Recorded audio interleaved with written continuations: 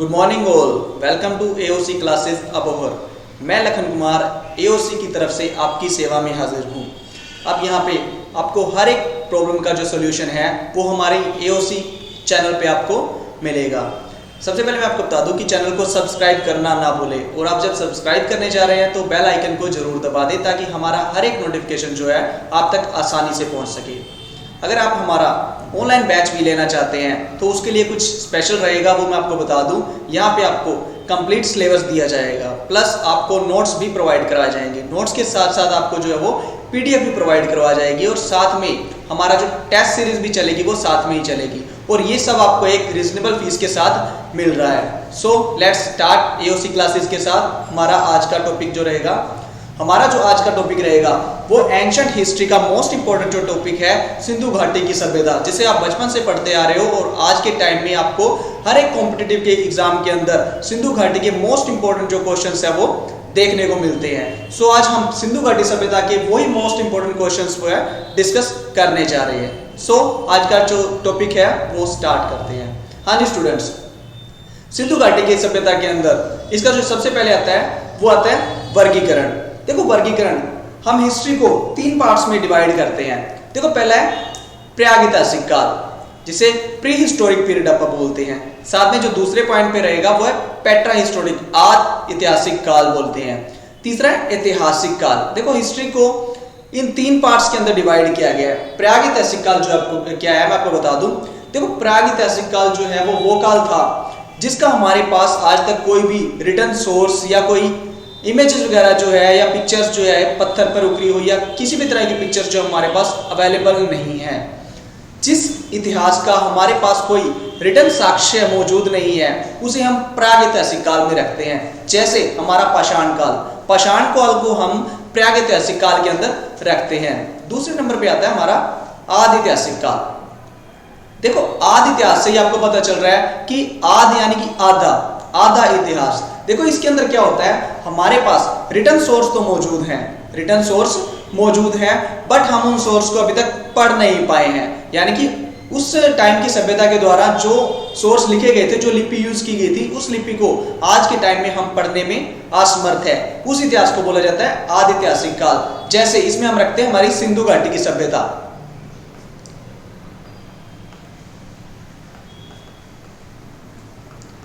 हमारी सिंधु घाटी की सभ्यता जो है उसे हम आदि ऐतिहासिक काल में रखते हैं। क्यों रखते हैं? क्योंकि हमें सिंधु घाटी सभ्यता की लिपि तो मिल गई है जो उस टाइम के लोगों ने लिखने के लिए पढ़ने के लिए यूज की थी, बट उस लिपि को हम अब तक भी पढ़ने में असमर्थ रह रहे हैं। जिसका कारण क्या है? देखो वो उस टाइम के अंदर अपनी भावनाओं को व्यक्त करने के लिए सिंबॉलिक लिपि का जो है वो यूज करते थे, सिंबल का यूज करते थे।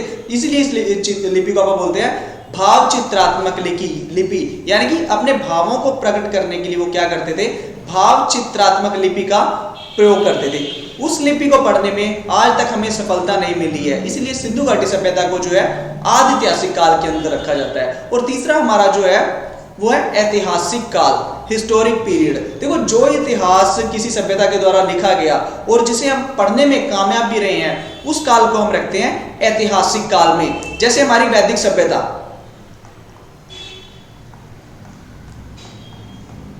वैदिक सभ्यता या 1857 की रिवोल्ट, जो भी इतिहास, ऐसा इतिहास जिसे लिखा भी गया और जिसे हम पढ़ने में पूरी तरह से समर्थ भी है, उसे हम बोलते हैं ऐतिहासिक काल। और इस इतिहास के अंदर ही जो आप आगे जाके देखते हैं 3 पॉइंट्स बनते हैं, एंशिएंट हिस्ट्री, मेडिवल हिस्ट्री और मॉडर्न हिस्ट्री। वो जो 3 पार्ट्स डिवाइड करते हैं हम ऐतिहासिक काल यानी कि हिस्टोरिक पीरियड के अंदर, इन तीनों काल के अंदर अपन इसे डिवाइड करते हैं। सो ये था वर्गीकरण, ये था हमारा सिंधु घाटी सभ्यता का वर्गीकरण।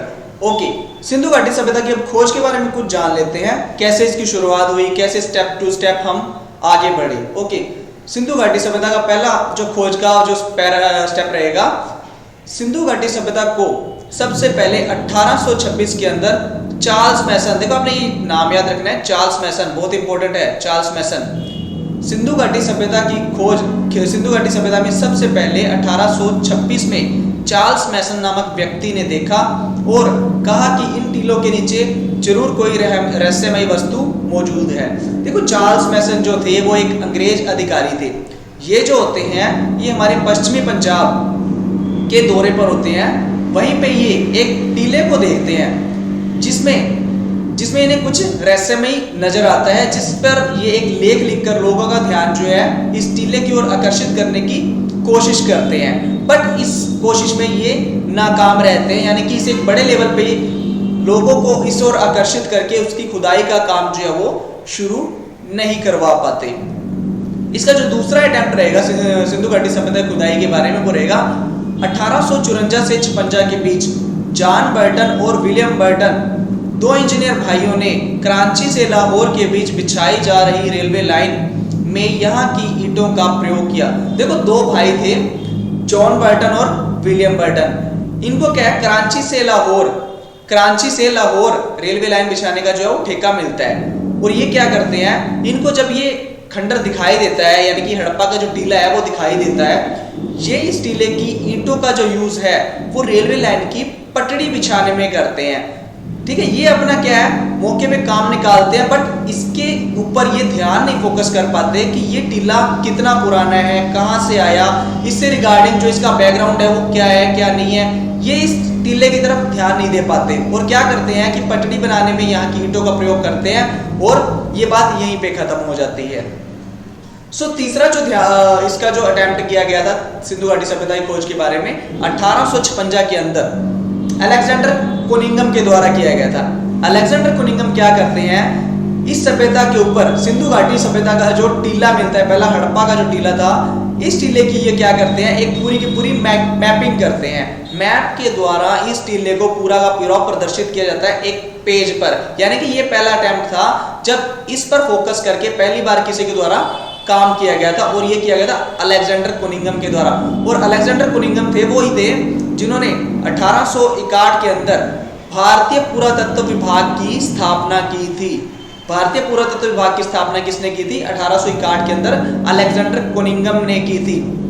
देखो पुरातत्व विभाग में आपको बता दूं क्या होता है। पुरातत्व विभाग का जो काम रहता है वो क्या रहता है, धरती की गहराई में पाई जाने वाली किसी भी ऐसी चीज जो बहुत ज्यादा प्राचीन होती है उसका जो भी कंक्लूजन निकालते हैं, उसका अध्ययन करना, कितनी पुरानी है, कहाँ की है, किसके टाइम में यूज की थी, वो सारा कंक्लूजन जो निकाला जाता है वो भारतीय पुरातत्व विभाग के द्वारा निकाला जाता है। सो ये तीन जो अटेम्प्ट रहते हैं सिंधु घाटी सभ्यता से रिगार्डिंग, जो टीला पहला था हड़प्पा का जिसे नाम दिया जाता है, उसका ऊपर जो लोगों का फोकस होता है वो, बट इस टाइम के अंदर तक भी इस टीले की जो खुदाई नहीं की जाती, यानी कि हड़प्पा की खुदाई नहीं की जाती। ओके, 1920 में पुरातात्विक विभाग का निर्देशक जो है, जो सर जॉन मार्शल को बनाया जाता है, जिन्होंने दयाराम सहानी के नेतृत्व में हड़प्पा की टीले की खुदाई का कार्य शुरू करवाया। देखो 1920 में एक पर्सन आता है सर जॉन मार्शल जो है वो भारतीय पुरातत्व विभाग का जो है अध्यक्ष बनता है। और ये क्या करते हैं, इन्हीं की अध्यक्षता के अंदर एक पर्सन है राय बहादुर दयाराम सहानी जो है वो क्या करते हैं, हड़प्पा के टीले की खुदाई का काम शुरू करते हैं। सो अगर आपसे पूछा जाए कि किस पर्सन के निर्देशन में या किस पर्सन की निगरानी में हड़प्पा का काम शुरू किया गया था, तो वो थे जॉन मार्शल। और इस टीले की खुदाई किसके द्वारा की गई थी, वो थे राय बहादुर दयाराम सहानी। सो 1921 के अंदर सर्वप्रथम इस सभ्यता का उत्खनन जो है हड़प्पा नामक स्थान पर किया जाता है। इसी कारण इसे हड़प्पा सभ्यता भी बोला जाता है। देखो 1921 के अंदर सिंधु घाटी सभ्यता की जो उत्खनन का काम सबसे पहले कहाँ किया जाता है, हड़प्पा नामक स्थान पर किया जाता है। और किसके द्वारा किया जाता है, राय बहादुर दयाराम सहानी के द्वारा। इसी कारण इस सभ्यता को हड़प्पा सभ्यता भी कहा जाता है। देखो हड़प्पा सभ्यता क्यों कहा जाता है, क्योंकि हड़प्पा नामक स्थान पर ही सबसे पहले सिंधु घाटी सभ्यता की खुदाई जो है वो शुरू की गई थी। और ये नाम जो है हड़प्पा सभ्यता का, ये नाम मोस्ट इंपोर्टेंट है, बहुत बार पूछा जाता है कि हड़प्पा सभ्यता को यह नाम किसके द्वारा दिया गया था। तो हड़प्पा सभ्यता को ये नाम जॉन मार्शल के द्वारा दिया गया था। बताया मैंने पहले आपको, जॉन मार्शल कौन थे, जो 1920 के अंदर भारतीय पुरातत्व विभाग के अध्यक्ष बनते हैं। और इनकी अध्यक्षता में ही दयाराम सहानी के द्वारा जो है हड़प्पा के टीले की खुदाई शुरू की जाती है और जो जॉन मार्शल थे उन्होंने ही इस टीले को हड़प्पा का टीला नाम दिया गया। देखो ये नाम जो है ना, ये कोई प्राचीन नाम नहीं है, ये नाम उस टाइम के लोगों के द्वारा नहीं दिए गए, ये हमारे जैसे लोगों के द्वारा जो जिन्होंने यहाँ की खोजें वगैरह की है उनके द्वारा ही ये नाम दिया गया है। सो हड़प्पा को ये नाम जो है वो जॉन मार्शल के द्वारा दिया गया था। सो हमने देखा कि स्टेप टू स्टेप कैसे हम हड़प्पा की खुदाई की तरफ आगे बढ़े। ये खुदाई जो है इसकी तरफ पहली बार ध्यान जाता है 1826 के अंदर, और 1921 में जाकर जो है इसकी खुदाई का काम दयाराम सहानी के द्वारा शुरू किया जाता है। ओके, देखो सिंधु घाटी सभ्यता का नामकरण। सिंधु घाटी की सभ्यता के बारे में हम अलग अलग नामों से पुकारते हैं या अलग अलग नाम हम इसके बारे में सुनते हैं, जैसा अलग अलग इतिहासकारों ने इन्हें अलग अलग नाम दिया है। सबसे पहले हम देखते हैं हड़प्पा सभ्यता। हड़प्पा सभ्यता, सिंधु घाटी सभ्यता को जो सबसे पहले नाम दिया गया था वो दिया गया था हड़प्पा सभ्यता। हमने देखा कि किसके द्वारा दिया गया था, जॉन मार्शल के द्वारा दिया गया था। देखो हड़प्पा सभ्यता इसको नाम क्यों दिया गया था, क्योंकि सबसे पहले जो स्थल खोजा गया था वो हड़प्पा खोजा गया था। सबसे पहले जो स्थल खोदा गया था इस सभ्यता का वो था हड़प्पा। और जैसे कि स्टुअर्ट पिगाट ने कहा था, हड़प्पा और मोहनजोदाड़ो को स्टुअर्ट पिगाट ने सिंधु घाटी सभ्यता की जुड़वा राजधानी कहा है। और ये जो स्थल था ये उस टाइम का सबसे बड़ा और सबसे पहला स्थल था। तो उस टाइम के इतिहासकारों ने इस सभ्यता को हड़प्पा सभ्यता नाम देना ही उचित समझा।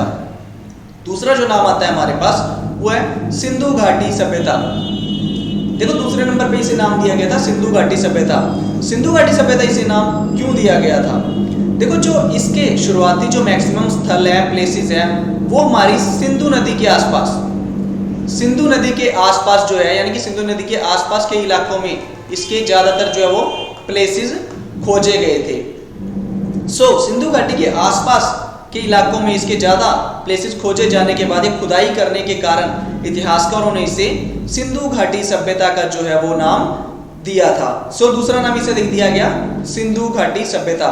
तीसरा नाम जो आता है वो आता है सिंधु सरस्वती सभ्यता।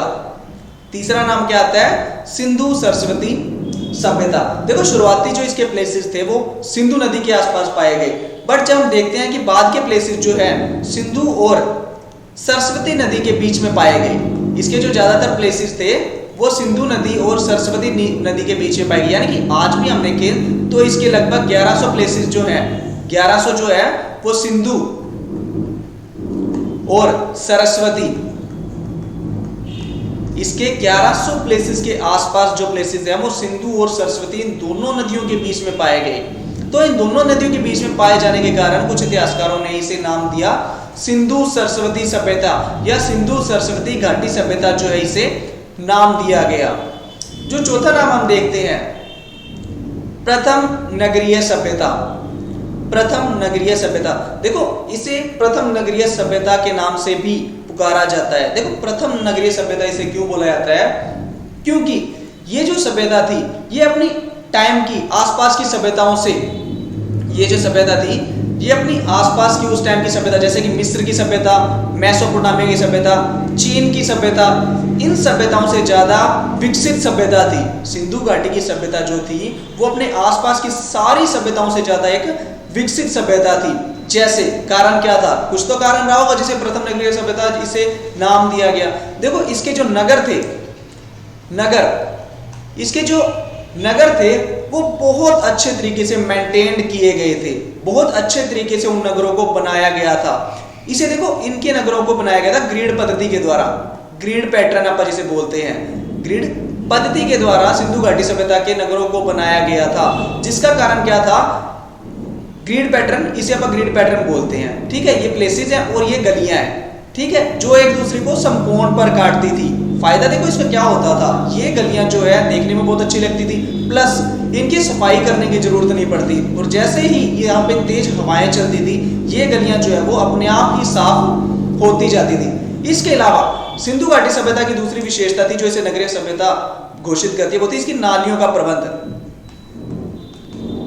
नालियों का प्रबंध, सिंधु घाटी सभ्यता की जो नालियां थी वो हमारी आज के नालियों की जैसे ही नालियां थी, यानी कि हमारे आज के टाइम में हम देखते हैं घरों से एक छोटी नाली बाहर निकलती है जो गली की एक बड़ी नाली में जाके मिल जाती है, और उस बड़ी नाली का पानी जो शहर से बाहर इस सारे गंदे पानी को ले जाता है और उसके बाहर एक बड़े नाले में इन सभी गंदी नालियों के पानी को जो मिला देती है। सो यहाँ पे नालियों की व्यवस्था बहुत ही बढ़िया थी।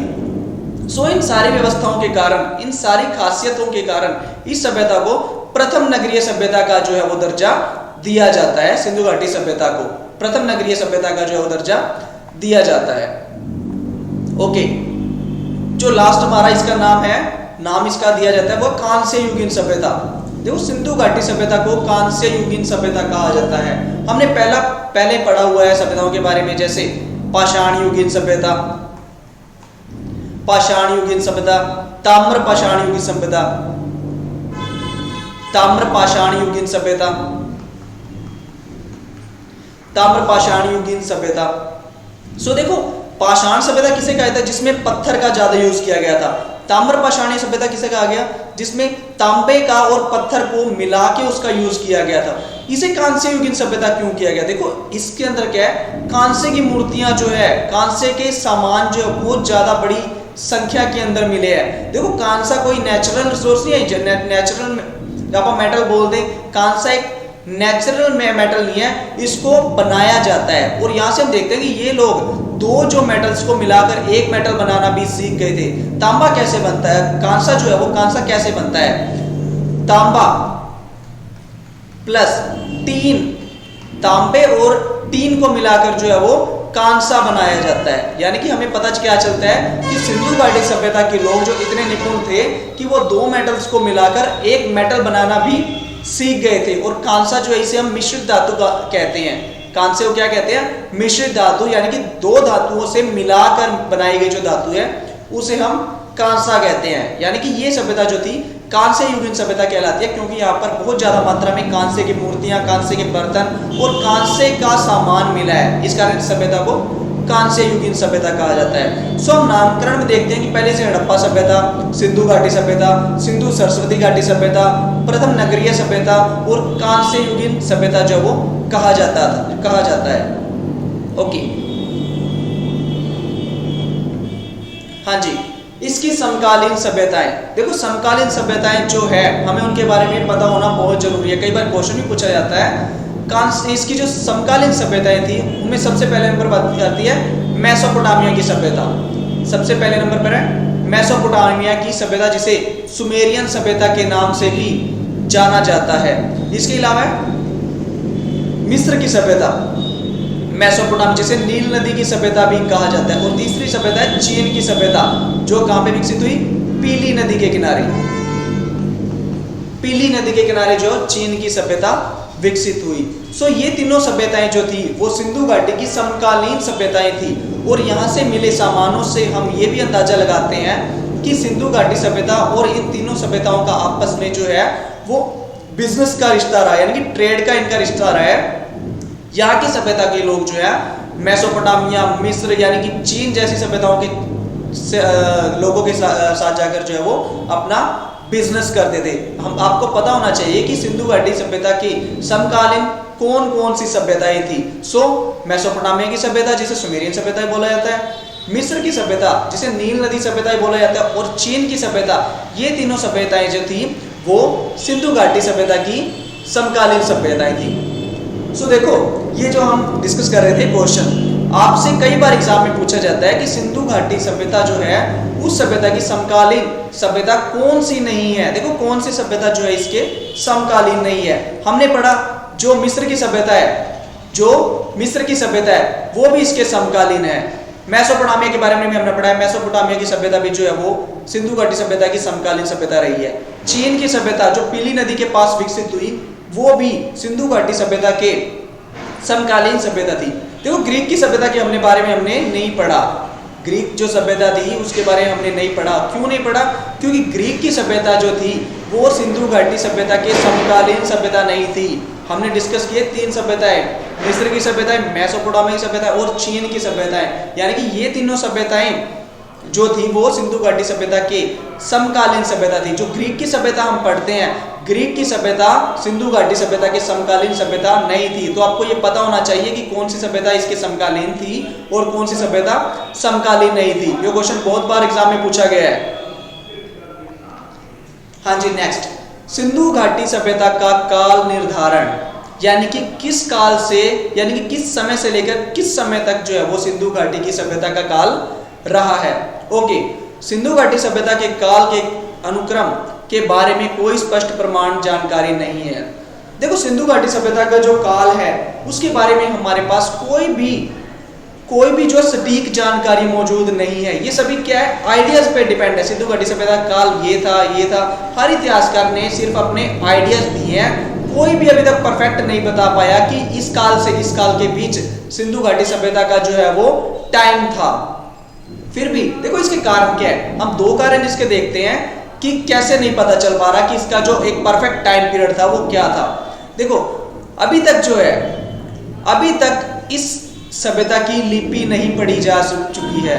देखो, किसी भी सभ्यता को जानने के लिए क्या जरूरी है, वहां की जो लिपि है, उस जगह के लोगों के द्वारा जो कुछ भी लिखा गया है उसको पढ़ा जाना बहुत ज्यादा जरूरी रहता है। देखो, अगर आज के टाइम हम अपनी सभ्यता की बात करें, मान लो हमारी एक लिपि है जिसे आज आप पढ़ पा रहे हैं, हिंदी, इंग्लिश, उर्दू या कोई भी लिपि है, आज हम उस लिपि को पढ़ सकते हैं।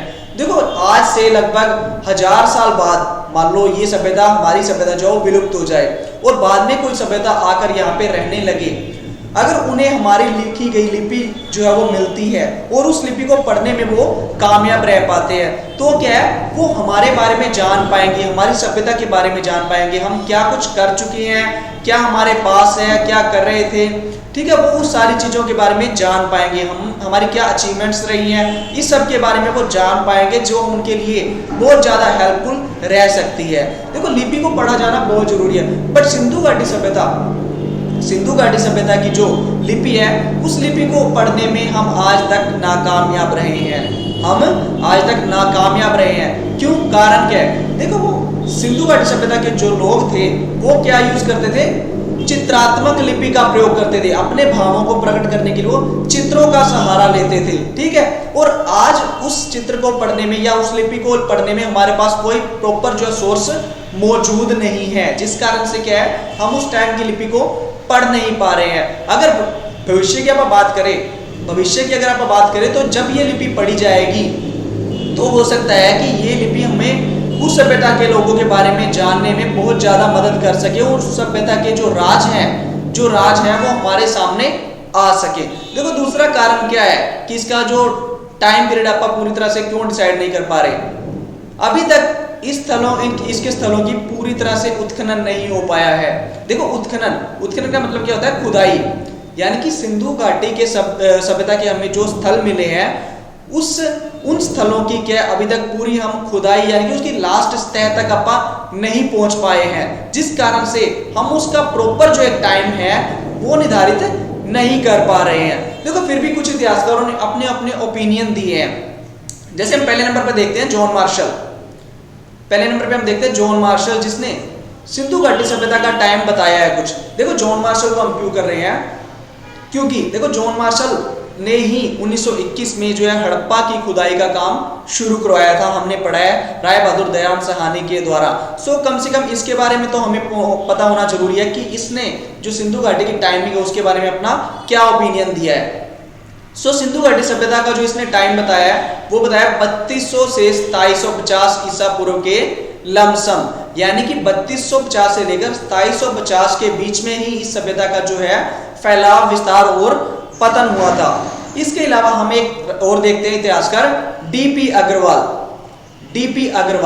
देखो, डीपी अग्रवाल ने जो सिंधु घाटी सभ्यता का जो टाइम बताया है वो बताया है 2300 से 1750 ईसा पूर्व। देखो, 2300 से 1750 ईसा पूर्व का जो टाइम है वो डीपी अग्रवाल ने बताया है। इन्होंने ये अपने अपने आइडियाज से ये टाइम दिए हैं, ठीक है। सो अब अगर हम साइंटिफिक बात करें, रिसर्चेस की बात करें, साइंटिफिक बात करें, तो इसके लिए हम एक मेथड यूज करते हैं C14, यानी कि रेडियो कार्बन मेथड। देखो, रेडियो कार्बन मेथड क्या होता है, ये एक वैज्ञानिक टेक्निक है जिसके द्वारा क्या है कि कोई भी प्राचीन चीज जो धरती की गहराई में मिलती है उस पर C14 यानी कि कार्बन 14 एक पद्धति का यूज किया जाता है, और ये पद्धति जो है ये हमें बताती है कि ये चीज कितनी पुरानी, ये ज्यादा से ज्यादा कितनी पुरानी हो सकती है। देखो जब इस टेक्निक का सिंधु घाटी सभ्यता से मिली चीजों पर यूज किया गया तो उसकी जो डेट है वो हमें मिली 2300 और 1750 के आसपास की, यानी कि 2300 से शुरू होती है सिंधु घाटी सभ्यता और 1750 के लमसम ये खत्म हो जाती है। जब इस टेक्निक को देखो बहुत ज्यादा विश्वसनीय माना जाता है रेडियो कार्बन 14 को, ठीक है, तो इसके ऊपर अंदर जो हमें डेट देखने को मिली वो डीपी अग्रवाल की डेट यानी कि 2300 से 1750 के लमसम ही आई। सबसे ज्यादा विश्वसनीय जो माना जाता है सिंधु घाटी सभ्यता का टाइम पीरियड वो डीपी अग्रवाल का 2300 से 1750 ही माना जाता है। अगर क्वेश्चन में भी आपको आता है कि इनमें से किस लेखक ने या इतिहासकार ने एक परफेक्ट डेट दी है, परफेक्ट तो आप प्रॉपर तो नहीं बोल सकते, बट जिसका जो वैलिड माना जाता है टाइम पीरियड वो डीपी अग्रवाल का 2300 से 1750 ही माना जाता है। ओके, सिंधु घाटी सभ्यता के निर्माण संबंधी मत। देखो अलग अलग इतिहासकारों ने सिंधु घाटी सभ्यता कैसे विकसित हुई, किसने इस सभ्यता का निर्माण किया, इसके बारे में अपने अपने ओपिनियन दिए हैं। जैसे हम कुछ इतिहासकारों के बारे में बात करने जा रहे हैं जिनमें से कुछ इंडियंस भी है और कुछ फॉरेनर्स भी हैं जिन्होंने अपने अपने ओपिनियन दिए हैं सिंधु घाटी सभ्यता के निर्माण के बारे में। हम पहला पढ़ने जा रहे हैं गार्डन चाइल्ड और हीलर। गार्डन चाइल्ड और हीलियर जो यूरोपियन इतिहासकार हैं, इन्होंने क्या है सिंधु घाटी सभ्यता के निर्माण में सुमेरियन सभ्यता को जिम्मेवार माना है। यानी कि इनका मानना है कि सुमेरियन सभ्यता, जिसे मेसोपोटामिया की सभ्यता भी हम बोलते हैं, सुमेरियन सभ्यता ने ही भारत में आकर इस सभ्यता का विकास और विस्तार किया था। यानी कि गार्डन चाइल्ड और हीलर का मानना है कि सुमेरियन सभ्यता ने भारत में आकर इस सभ्यता को सिंधु घाटी सभ्यता का निर्माण और विकास किया। देखो इस बारे में इन्होंने अपने कुछ व्यू भी दिए हैं, कुछ ऐसे सोर्स भी बताए हैं जिसके कारण ये इस चीज को सही प्रूव करने की कोशिश करते हैं। देखो इनका मानना है कि सिंधु घाटी सभ्यता का जो नगर निर्माण था वैसा ही नगर निर्माण जो है वो सुमेरियन की सभ्यता के अंदर भी किया गया था। यहाँ पर भी नालियां बनाई गई थी और वहां पर भी नालियों के द्वारा ही पानी को बाहर निकालने की व्यवस्था की गई थी। इसके अलावा इनका मानना है कि जो बिजनेस यहाँ पे हो रहा था वही बिजनेस वो वहां पे हो रहा था। यानी कि इससे रिगार्डिंग इसने काफी ऐसे साक्ष्य बताए हैं जिसके अनुसार इन्होंने प्रूव करने की कोशिश की है कि सिंधु घाटी सभ्यता के जो निर्माता थे वो थे सुमेरियन सभ्यता के निर्माता। देखो ये बात जो है वो प्रॉपरली मतलब कि पूरी तरह से सही प्रूव नहीं होती। देखो इसका कारण क्या है। देखो सुमेरियन सभ्यता या मेसोपोटामिया की सभ्यता थी वो एक छोटी सभ्यता थी। मेसोपोटामिया या मिस्र की सभ्यता, आप जो भी सभ्यता ले लो, वो एक छोटी सभ्यता थी, जबकि सिंधु घाटी की सभ्यता वो बहुत बड़ी सभ्यता थी। सिंधु घाटी की सभ्यता जो थी वो बहुत बड़ी सभ्यता थी। अगर हम सुमेरिया की सभ्यता और मेसोपोटामिया दोनों की सभ्यता को भी मिला लें तो भी सिंधु घाटी की सभ्यता जो है वो इन दोनों सभ्यताओं से 12 गुना ज्यादा बड़ी सभ्यता थी। देखो एक छोटी सभ्यता के द्वारा एक बड़ी सभ्यता का विकास और विस्तार करना ये बात कुछ हजम होने वाली नहीं है। यानी कि सुमेरिया की सभ्यता या मेसोपोटामिया की सभ्यता या मिस्र की सभ्यता अगर सिंधु घाटी जैसी बड़ी सभ्यता का विस्तार करती है तो ये मतलब कि ज्यादा अच्छी बात प्रूव नहीं होती। क्यों? इतनी बड़ी सभ्यता का निर्माण, विकास जो है, विस्तार जो है वो किसी छोटी सभ्यता के द्वारा नहीं किया जा सकता। और जो इन्होंने बात की सामान मिलने की, यानी कि यहाँ की मोहरें जो है वो वहाँ पे मिली है, बिजनेस के कई ऐसे चीजें हैं जो कुछ चीजें ऐसी मिली है जो यहाँ पर भी मिल रही है, वहाँ पर भी मिल रही है। यानी कि इन्होंने ये चीज प्रूव करने की कोशिश की है कि जो सुमेरियन सभ्यता के लोग थे वो उन चीजों को अपने साथ लेकर भारत में आए और एक विकसित सभ्यता का निर्माण किया। देखो ये ऐसे भी हो सकता है कि इन सभ्यताओं के बीच में क्या है, बिजनेस चल रहा था, बिजनेस होता था, ट्रेड रूट्स थे, ठीक है, इनका आपस में लेन देन चलता था। तो हो सकता है कि जो मोहरे वगैरह यहाँ पे मिली है और वहां पे भी मिली है तो उसका कारण जो है वो बिजनेस रहा हो, ठीक है, बिजनेस के द्वारा है इन्होंने आपस में भी इनके कुछ चीजें उनको समझने को मिली, कुछ चीजें इनको समझने में मिली। तो ये आदान प्रदान जो सभ्यताओं का ये बिजनेस के कारण होता रहता है। बट एक छोटी सभ्यता एक बड़ी सभ्यता का विकास विस्तार कर सकती है, ये बात ज्यादा अच्छी प्रूव नहीं होती। दूसरा जो है ओपिनियन दिया है राखलदास बनर्जी ने। देखो राखलदास बनर्जी का क्या मानना है कि सिंधु सभ्यता के निर्माता जो थे वो थे द्रविड़ लोग। देखो द्रविड़ जो है वो भारत के मूल निवासी माने जाते हैं। देखो, द्रविड़ों को भारत का मूल निवासी, पहला नागरिक आप बोलते हैं, शुरू से जो भारत में रह रहे हैं वो द्रविड़ माने जाते हैं, भारत के मूल निवासी। और राखल दास बनर्जी का मानना है कि सिंधु घाटी सभ्यता के जो निर्माता थे वो कहीं बाहर से नहीं आए थे, बल्कि द्रविड़ लोगों ने ही अपनी मेहनत से, ठीक है, अपनी मेहनत से ही एक छोटी सभ्यता का एक बड़ी सभ्यता में विकास विस्तार किया, जिसके कारण सिंधु घाटी जैसी सभ्यता जो है, एक विकसित सभ्यता हमारे सामने आती है। सो राखल दास बनर्जी का क्या मानना है कि सिंधु घाटी सभ्यता के निर्माता जो थे वो कहीं बाहर से नहीं आए थे, बल्कि यहाँ भारत में ही रहने वाले मूल निवासी थे, जिन्हें द्रविड़ बोला जाता है। तीसरा जो ओपिनियन दिया है लक्ष्मण स्वरूप और रामचंद्र ने दिया है। लक्ष्मण स्वरूप और रामचंद्र का मानना है कि सिंधु घाटी सभ्यता के जो लोग थे, सिंधु घाटी सभ्यता के जो निर्माता थे वो आर्य थे। देखो, इनका मानना है कि सिंधु घाटी सभ्यता के जो निर्माता थे वो आर्य थे, बट ये बात भी ज्यादा सही और सटीक प्रूव नहीं होती है। देखो, जिसका कारण क्या है, आर्य सभ्यता, हम आर्य सभ्यता के बारे में पढ़ते हैं। देखो, आर्य सभ्यता का जो बेस है, आर्य सभ्यता का जो बेस आप मानते हैं वो इसके 4 वेद मानते हैं, ऋग्वेद, सामवेद, अथर्ववेद और यजुर्वेद। इन चारों वेदों को जो है आर्य सभ्यता का एक बेस माना जाता है, यानी कि इनकी सारी जो जानकारी आर्यों की वो इन चारों वेदों के अंदर है। और जब आप वैदिक सभ्यता का टाइम पीरियड पढ़ते हैं, आप जब वैदिक सभ्यता का टाइम पीरियड पढ़ते हैं तो वो कितना आता है, वो 1500 से 600 बीसी तक का आता है। 1500 से 600 बीसी तक का आता है, यानी कि आर्य सभ्यता जो है वो 1500 के आसपास विकसित हुई और 600 बीसी तक इसका टाइम रहा। और जो अपन सिंधु घाटी सभ्यता की एक प्रॉपर डेट लेके चलते हैं वो 1750 के अंदर सिंधु सभ्यता खत्म होती है, यानी कि इनके बीच में 150 सालों का फर्क जो है वो रहता है। सिंधु घाटी सभ्यता और आर्यों की सभ्यता के बीच में 150 सालों का फर्क रहता है, यानी कि 1750 में सिंधु घाटी सभ्यता खत्म हो रही है और आर्यों की सभ्यता जो है वो 1500 बीसी के आसपास जो है वो शुरू हो रही है। सो आर्यों के द्वारा सिंधु घाटी सभ्यता का जो अपन निर्माण करने की बात करते हैं वो तो बहुत ज्यादा मतलब कि गलत प्रूव होता है। क्यों? क्योंकि हमने पढ़ा है और देखा भी है, आर्यों की अपन जो वेदों की बात करते हैं उसमें भी 1500 और 600 बीसी के बीच में ही जो इसका विकास और विस्तार और पतन की बात की जाती है। तो आर्यों के द्वारा सिंधु घाटी सभ्यता का निर्माण नहीं किया जा सकता। सो ये थे 3 सिंधु घाटी सभ्यता के निर्माण के संबंधी ओपिनियन जो अलग अलग इतिहासकारों ने दिए। गार्डन चाइल्ड और व्हीलर ने कहा कि सिंधु घाटी सभ्यता के निर्माता जो थे वो सुमेरियन सभ्यता के लोग थे। राखल दास बनर्जी ने कहा है कि द्रविड़ थे और लक्ष्मण स्वरूप और रामचंद्र का मानना है कि सिंधु घाटी सभ्यता का निर्माता जो थे वो आर्य थे। ओके, नेक्स्ट हमारे पास आता है सिंधु घाटी सभ्यता की विशेषताएं। सिंधु घाटी सभ्यता की विशेषताएं, देखो सिंधु घाटी सभ्यता की अलग अलग विशेषताओं के बारे में हम पढ़ेंगे।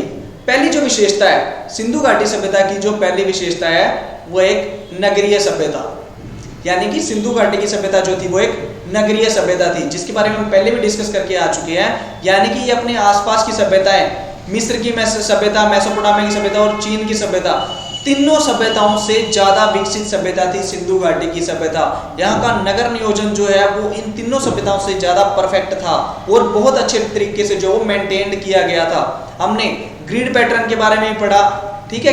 ग्रिड पैटर्न में क्या था, सिंधु घाटी सभ्यता की गलियां वगैरह जो है वो इस तरीके से बनाई गई थी कि वो एक दूसरे को समकोण पर काटती थी, जिसका फायदा क्या होता था कि इन गलियों को साफ करने की जरूरत नहीं पड़ती थी। जब भी कभी तेज हवाएं चलती थी या अंधेरी आती थी, ये गलियां क्या है, इनका कचरा जो है एक तरफ ही इकट्ठा होता चला जाता था, ठीक है। दूसरा हमने पढ़ा था सिंधु घाटी सभ्यता की इनकी नालियों के बारे में, सिंधु घाटी सभ्यता की नालियों के बारे में, जो क्या है घरों के वेस्ट पानी को जो है बाहर निकालने का काम करती थी। जो घरों के अंदर से निकल के बाहर एक बड़ी नाली में मिलती थी और जो बाहर की बड़ी नाली थी वो शहर के बाहर एक बड़ी नाली में जाके मिलती थी, जिसके द्वारा सिंधु घाटी सभ्यता के नगरों का जो वेस्ट पानी था वो शहरों से बाहर निकाला जाता था। इसके अलावा हर घर के अंदर एक कुआं था, हर घर के अंदर एक कुआं भी मौजूद पाया गया है और यहाँ के जो मकान है उनके लिए पक्की ईंटों का प्रयोग किया गया है। सिंधु घाटी की सभ्यता की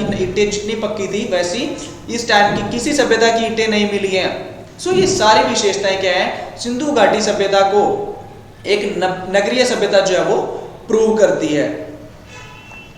ओके, कांस्य युगीन सभ्यता, सिंधु घाटी सभ्यता की दूसरी विशेषता कांस्य युगीन सभ्यता। हम इसके बारे में भी डिस्कस कर चुके हैं कि सिंधु घाटी सभ्यता के लोगों ने तांबा और टीन को मिलाकर एक नई धातु बनाने की जो टेक्निक है वो निकाल ली थी, जो थी कांसा निर्माण होता था।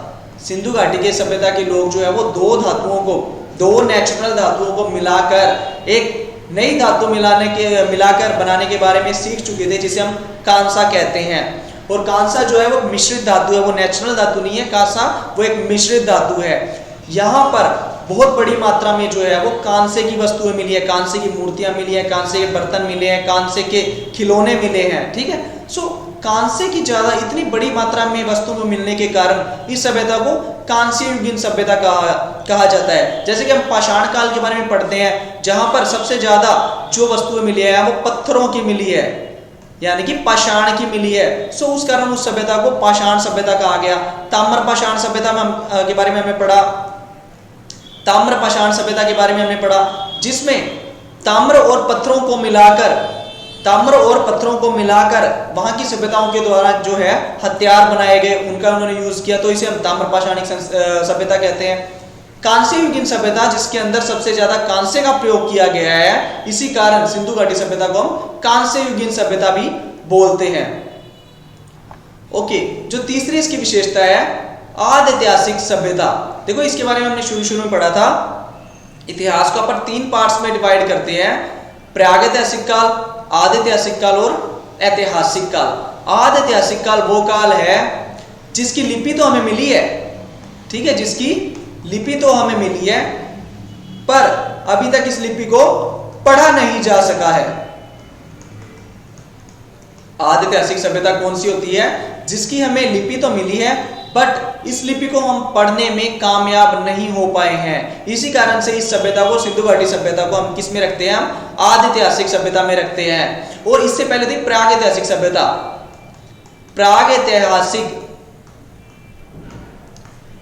प्रागैतिहासिक सभ्यता, जिसमें क्या होता था, हमारे पास उस सभ्यता का कोई लिखित साक्ष्य मौजूद नहीं है, कोई भी लिखित साक्ष्य मौजूद नहीं है जिसके कारण हम उस सभ्यता को पढ़ सके। और इस सभ्यता में हम किसे रखते हैं? पाषाण काल को रखते हैं, जिसका हमारे पास कोई भी लिखित सोर्स मौजूद नहीं है और ना उन लोगों ने लिखने कोई कला के बारे में जानकारी थी। सो इस सभ्यता में आते हैं जिसका कोई लिखित साक्ष्य मौजूद नहीं है। और उसके बाद हमने पढ़ा था कि ऐतिहासिक काल, जिस सभ्यता की जो लिखित साक्ष्य भी मौजूद हैं और उन्हें हम पढ़ सकते हैं, उन्हें हम रखते हैं इतिहास के अंदर। जैसे हमारी वैदिक सभ्यता, 1857 का विद्रोह या 1917 की क्रांति लगा लो। जिस चीज को हमारे पास लिखा हुआ साक्ष्य भी मौजूद है और उसे हम पढ़ भी सकते हैं, उसे ही हम इतिहास का दर्जा देते हैं। अगर कल को सिंधु घाटी सभ्यता की लिपि पढ़ी जाती है तो सिंधु घाटी सभ्यता जो है वो आदिऐतिहासिक सभ्यता में ना जाकर ऐतिहासिक सभ्यता में जाएगी। ओके, अभी तक सिंधु घाटी की सभ्यता जो है वो आदिऐतिहासिक सभ्यता है। शांति प्रिय सभ्यता, शांति प्रिय सभ्यता। देखो, सिंधु घाटी की सभ्यता जो थी वो एक शांति प्रिय सभ्यता थी। सिंधु घाटी के सभ्यता के अंदर हमें किसी भी तरह के कोई लड़ने वाले वेपन नहीं मिले हैं, तलवार, भाले, नेजे, हमें ऐसा कोई भी वेपन नहीं मिला है जो हमें ये बात पता चले कि यहाँ के लोग जो हैं वो लड़ने में विश्वास करते थे। ठीक है, सो इस सभ्यता को शांति प्रिय सभ्यता कहा जाता है, जिसमें कोई भी ऐसा सोर्स नहीं मिला जिससे लड़ाई का कोई प्रूफ हमें मिल सके, या हमें ऐसा कोई महल नहीं मिला है जो हम कह सके कि एक राजा का महल था। देखो, राजा महाराजा के अगर महल होते तो हमें यहाँ पर जरूर कोई ना कोई ऐसे वेपन मिलते जो हम लड़ने के लिए यूज करते हैं, या सिपाहियों के पास मौजूद होते हैं। बट ये सभ्यता जो थी वो एक शांति प्रिय सभ्यता थी, जो लड़ाइयों में विश्वास ना कर अपने व्यापार में ही विश्वास रखती थी, जिसके कारण ये एक सभ्यता विकसित सभ्यता के रूप में हमारे सामने आती है। सो सिंधु घाटी की सभ्यता जो थी वो एक शांति प्रिय सभ्यता थी। आगे आता है व्यापार प्रधान सभ्यता, मोस्ट इंपोर्टेंट है। देखो, व्यापार प्रधान सभ्यता। देखो, सिंधु घाटी की सभ्यता जो थी वो एक व्यापार प्रधान सभ्यता थी। देखो, इन लोगों का जो विश्वास था वो अपने व्यापार के अंदर था। सिंधु घाटी सभ्यता के लोगों का जो था विस्तार, इसके विस्तार का कारण क्या है? इनका व्यापार। सिंधु घाटी सभ्यता के लोग जो थे वो अपने व्यापार में विश्वास रखते थे, वो लड़ने झगड़ने में विश्वास नहीं रखते थे, वो अपने व्यापार और अपने काम से काम रखते थे। इस सभ्यता के अंदर हमें लोथल जैसे जो है वो लोथल जैसे इलाके जो मिले हैं, जहाँ पे हम यहाँ की बंदरगाह को भी पाते हैं। सुतकोतला जैसे इलाकों से, सुतकांगेडोर जैसे इलाकों से हम आइडिया लगाते हैं कि यहाँ पर इनकी बंदरगाह मौजूद रही होगी, जिससे ये क्या है अपना व्यापार दूसरे इलाकों के लोगों के साथ कर पाते थे। व्यापार के कारण ये सभ्यता जो है इतनी विकसित सभ्यता हम देखते हैं। सो नेक्स्ट हमारे पास है विस्तृत सभ्यता। सिंधु घाटी की सभ्यता जो थी वो एक विस्तृत सभ्यता थी, जैसे हम पहले ही पढ़ चुके हैं। देखो मिस्र और मेसोपोटामिया की सभ्यता, ये मिस्र और मेसोपोटामिया की दोनों की सभ्यता से जो है वो 12 गुना बड़ी सभ्यता थी। 12 गुना बड़ी ये सभ्यता थी। मिस्र और मेसोपोटामिया दोनों ही सभ्यता को अगर आप मिला ले तो वो सभ्यता इसके बराबर नहीं आती थी। हम इस सभ्यता का थोड़ा विस्तार देखते हैं। देखो इस सभ्यता के जो नगर मिले हैं वो 3 देशों के अंदर मिले हैं, जिसमें कौन कौन से हैं? अफगानिस्तान, पाकिस्तान, इंडिया। इन तीनों देशों के अंदर कुल मिला के इस सभ्यता के 1500 के आसपास जो है वो नगर मिले हैं। कितने? 1500 के आसपास नगर मिले हैं, जिसमें 900 के आसपास जो है वो मिले अकेले इंडिया के अंदर, और 500 के आसपास जो मिले हैं वो मिले हैं पाकिस्तान के अंदर, और अफगानिस्तान से इसके 2 नगर मिले हैं। यानी कि ये सभ्यता इतनी बड़ी थी जो अफगानिस्तान, पाकिस्तान और इंडिया तक फैली हुई थी। अगर आप भारत के अंदर देखें तो भारत में कौन कौन से स्टेट्स हैं जहां पे इसके नगर मिले हैं या इसके जो शहर मिले हैं? सबसे पहले जम्मू कश्मीर। जम्मू कश्मीर के अंदर इसके इलाके मिले हैं। पंजाब, पंजाब के अंदर हरियाणा, हरियाणा के अंदर राजस्थान, राजस्थान के अंदर जो सिंधु सभ्यता के इलाके मिले हैं या इनके शहर मिले हैं। इसके अलावा आप देखें तो महाराष्ट्र, यूपी। देखो इन 7 स्टेट्स के अंदर, भारत की अभी तक 7 स्टेट्स के अंदर जो है इनके अलग अलग इलाके मिल चुके हैं, जिसकी संख्या 900 प्लस है, यानी कि 1000 के आसपास जो है इनके इलाके अभी तक मिल चुके हैं। और अभी देखो पाकिस्तान में क्या है, पैसे की कमी के कारण, पाकिस्तान जैसे देश के अंदर पैसे की कमी के कारण जो है इस सभ्यता का खुदाई का काम जो है वो बंद हो चुका है। पर भारत के अंदर अभी तक इसकी खुदाई चल रही है। अगर आप आजादी से पहले की बात करें तो सिंधु घाटी सभ्यता के जो ज्यादातर इलाके थे वो पाकिस्तान में खोजे गए थे। मगर हम आजादी के बाद की बात करें तो इसके जो ज्यादातर इलाके वो भारत में खोजे जा रहे हैं। और भारत में भी कहां पे? गुजरात के अंदर, गुजरात के अंदर, भारत में कहां पे? गुजरात के अंदर इसके ज्यादातर इलाके जो खोजे जा रहे हो, अभी तक भी खुदाई चल रही है। इसके अलावा अगर आप इसके छोर की बात करें, सिंधु घाटी सभ्यता की अगर आप छोर की बात करें, सिंधु घाटी सभ्यता की अगर आप छोर की बात करते हैं तो ये यूपी के अंदर आलमगीरपुर, यूपी के अंदर आप इसका सबसे ज्यादा पूर्वी छोर देखते हैं, सबसे ज्यादा इसका पूर्वी छोर देखते हैं तो वो है आलमगीरपुर। आलमगीरपुर जो है वो इसका सबसे ज्यादा पूर्वी छोर है। अगर हम पश्चिम की तरफ जाते हैं, पश्चिम की तरफ जाते हैं तो हमारा सुतकांगेडोर, सबसे इसका पश्चिमी छोर जो है वो सुतकांगेडोर है, जो कहाँ है? बलूचिस्तान के अंदर, बलूचिस्तान के अंदर सुतकांगेडोर इसका सबसे ज्यादा पश्चिमी जो है वो छोर है। इसके अलावा हम इसका सबसे ज्यादा उत्तरी छोर देखें, उत्तरी छोर देखें तो वो जम्मू कश्मीर के अंदर है, मांदा। जम्मू कश्मीर के अंदर मांदा जो है इसका सबसे ज्यादा उत्तरी छोर है। इसके दक्षिणी छोर की बात करते हैं, दक्षिणी छोर की बात करते हैं तो महाराष्ट्र के अंदर दायमाबाद,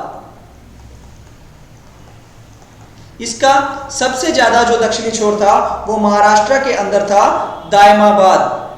अगर अपन नदियों की बात करें, अगर पूछा जाता है तो जो हमारा आलमगीरपुर है वो हिंडन नदी के किनारे है, हिंडन नदी, हिंडन नदी के पास पाया गया आलमगीरपुर। और अगर हम सुतकांगेडोर की बात करें तो हमारा वो पाया गया है दाश्क नदी के पास, दाश्क नदी के पास। और अगर हम मांदा की बात करें तो वो है चिनाब नदी, चिनाब नदी के पास। और अगर महाराष्ट्र की बात करें जहां पे हमारा दायमाबाद मिला है वो है नर्मदा नदी, वो है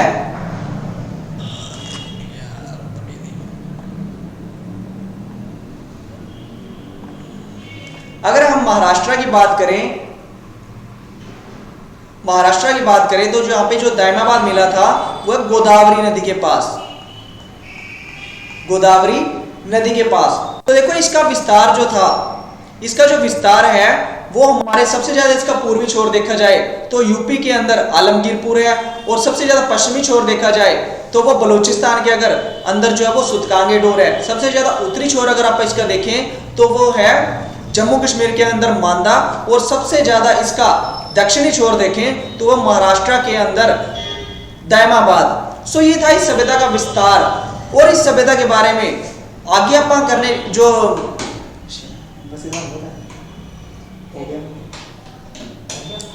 ये थी इस सभ्यता की महत्वपूर्ण विशेषताएं। और अगले चैप्टर में आप करेंगे इस सभ्यता के महत्वपूर्ण नगर, जहां से खुदाई के बाद हमें क्या क्या मिला है, क्या नगर कौन सा नगर जो है वो कहां पे मिला है। सो अगले क्लास में अंदर हम इन नगरों के बारे में पढ़ने जा रहे हैं। Thank you.